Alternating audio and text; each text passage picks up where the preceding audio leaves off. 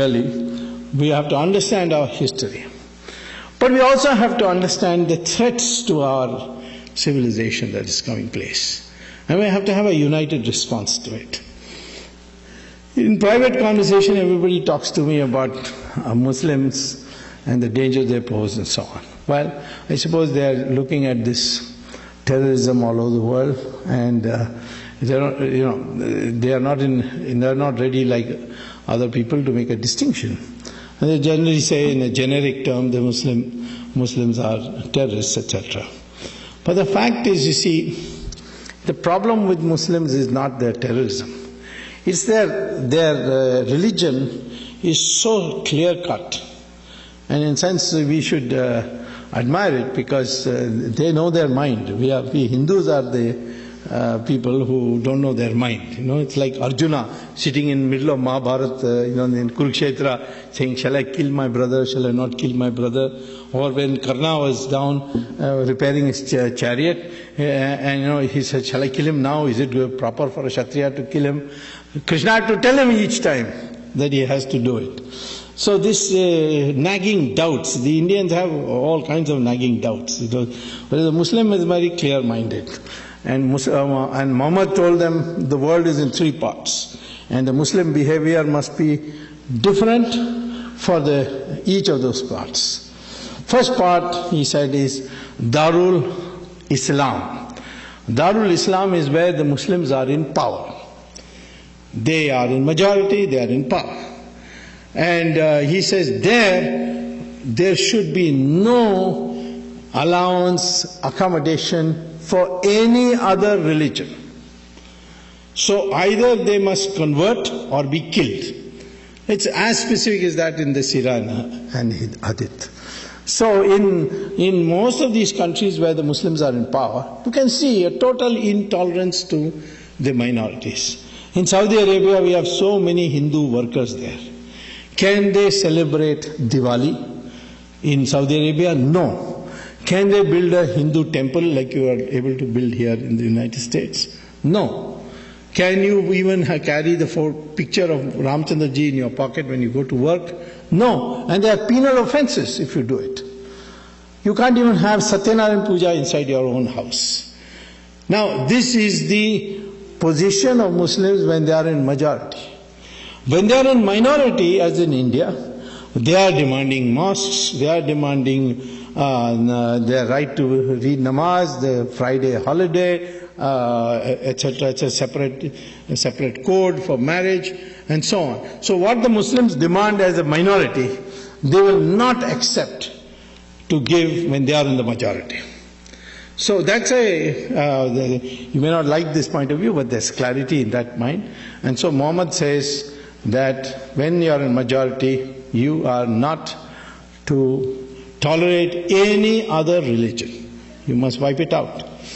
Second is that where the Muslims are not in majority, there Muhammad divided the world into two parts. And that is, first part is, which he called as Darul Harab. Darul Harab is where the Muslims are in a sizable minority and the majority is divided. The majority is confused, like we are today, like we Hindus are today. There Muhammad says that the job of the Muslims is to go on demanding more and more concessions by acting collectively and ultimately reach a point where they are able to transform that the society into a Darul Islam, from Darul Harab to Darul Islam. So when you look at the laboratory experimentation of this, of selecting, looking for evidence, you see this very clearly. Take Kashmir. Kashmir is, the valley at least is a majority Muslim area.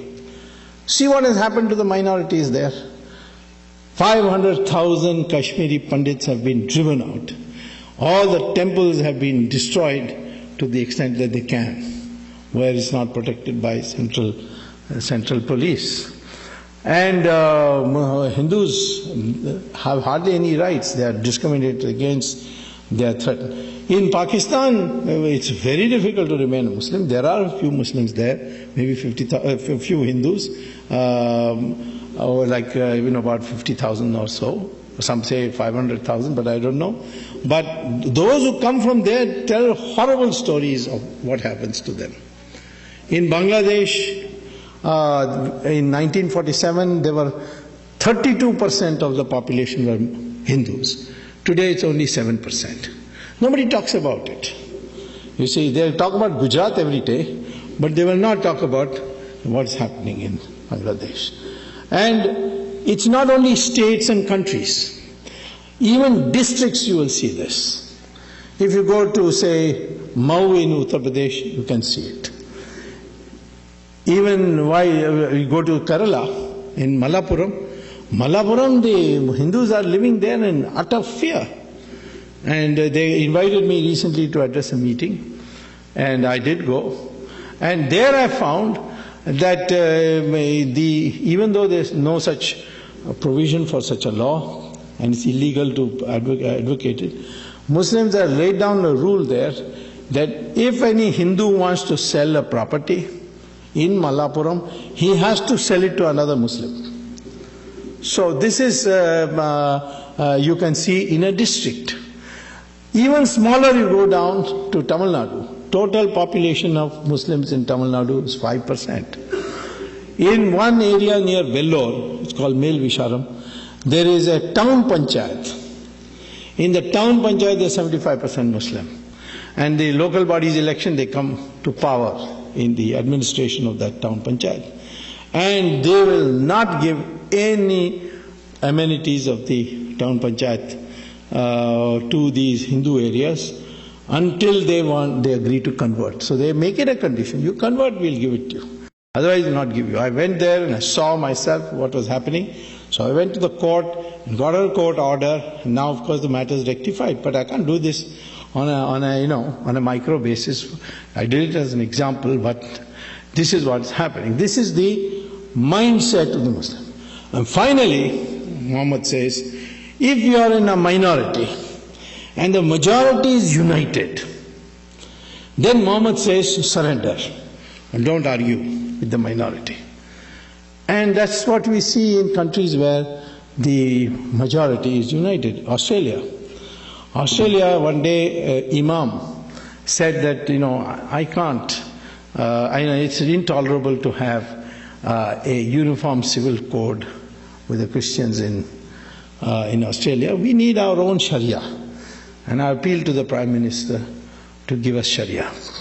So Prime Minister was a lady, the next day said, if you want Sharia, my recommendation to you is to go and find another country, because in Australia we are not going to give you a separate code. You will have only a uniform civil code.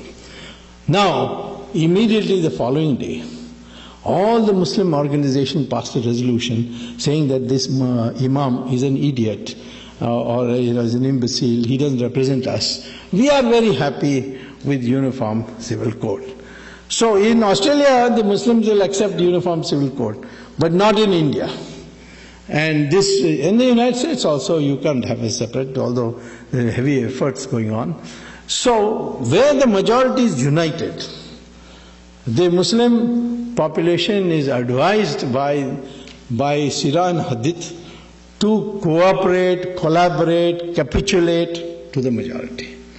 And I think there's a lesson for us in that unity. What is the problem today in India? There are all the time accusation that politicians are, appeasing the minority, they are appeasing them to get votes, it's vote bank politics, so on. Well, I have talked to those politicians, like Maulam Singh, and I told him, what is it that you're doing? So he said, well, I can't get elected unless the Muslims vote for me. Because the Hindus will only vote, only Yadavas will vote for me. Others will not vote for me. So therefore I have to appease them. And the day the Hindus vote as one block, that day I will put on a tika and say, Jai Shri Ram, and come out of my house. Because I am interested in getting vote, and this is the way to get it. And I am telling you today that all this appeasement talk that You people are condemning, I see people condemning politicians for that. I am telling you that the day the Hindus will unite, all these politicians will change around. And they will start talking in terms of Hindus and what should be done for them. We are 80% or 80 plus. Even today. And if of this half the population decides to vote for a party which stands for Hindus, that party will get more than majority of the seats. Majority is 272, but according to my calculation, you'll get 320 seats in the 544-member House of Parliament. So how is the Muslim responsible for our plight?